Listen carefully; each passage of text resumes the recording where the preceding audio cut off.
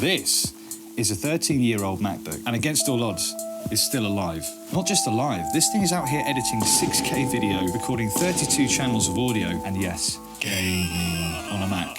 I know, unhinged, but we'll get to that chaos later. Apple, rather you not know this. In fact, they'd rather you just buy a new MacBook for the price of a small car. But you and I were built different. So let's break it down, because this might change how you look at old tech forever. I've been working with Apple devices for almost 20 years. Long enough to have seen some truly questionable design choices. But my first MacBook, gone, stolen, along with my university dissertation. Apple does have a tracking feature. So I found the thief's location, and instead of calling the police like a sane person, I thought, you know what would be hilarious? Blasting the alarm.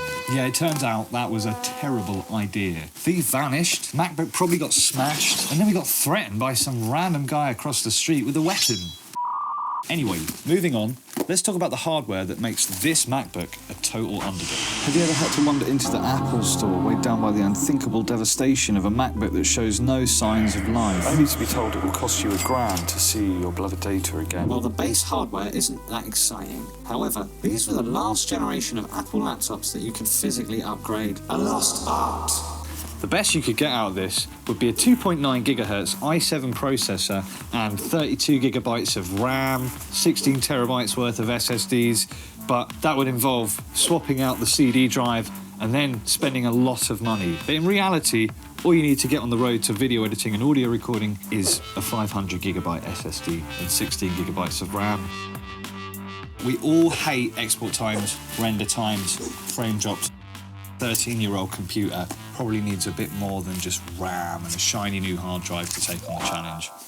Video is one of the most commonly used means of multimedia nowadays, and whilst image quality and camera capabilities have certainly improved significantly over the last 13 years, there's one extra device that's going to give this computer a fighting chance in 2025. An eGPU is a device that allows you to run an external graphics card to your computer via a Thunderbolt connection, harnessing additional graphics resources for intensive tasks like gaming, 3D modeling, or video editing. This could be an additional component that allows you the flexibility of choosing a graphics card that suits your needs best. There is a bottleneck on the Thunderbolt connection, particularly in the instance used to connect to this MacBook. This is due to the conversion between Thunderbolt 2 and Thunderbolt 3, yet when connected to multiple external displays, we typically see between 60 to 80% of the performance. This also helps cut down those dreaded render times and allows for relatively smooth playback in projects up to 6K. In my experience, is a Blackmagic eGPU. There's one small inconvenience of running an external GPU on an older Mac.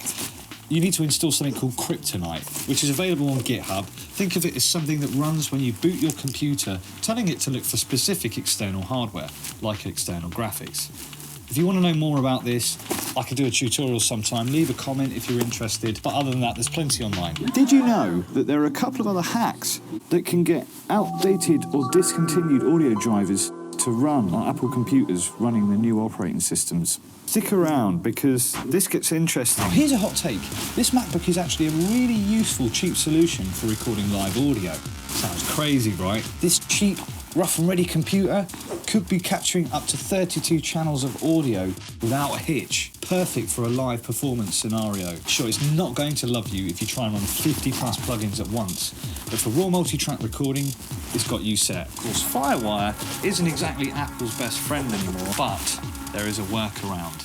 Using Kex utility, you can trick macOS into recognizing older audio drivers, letting you use discontinued gear on newer systems. Honestly, I still rely on this machine for audio gigs when I don't want to risk my primary setup. For the price, it is a solid deal. Well, apparently a 13-year-old MacBook has no right being this useful in 2025. But ladies and gentlemen, here we are. Want to see what I've learned from uploading 200 videos? I've got a whole breakdown on that right here. Hit the like button, leave a comment if you have a story about a MacBook or something interesting to say, and I will see you in the next one.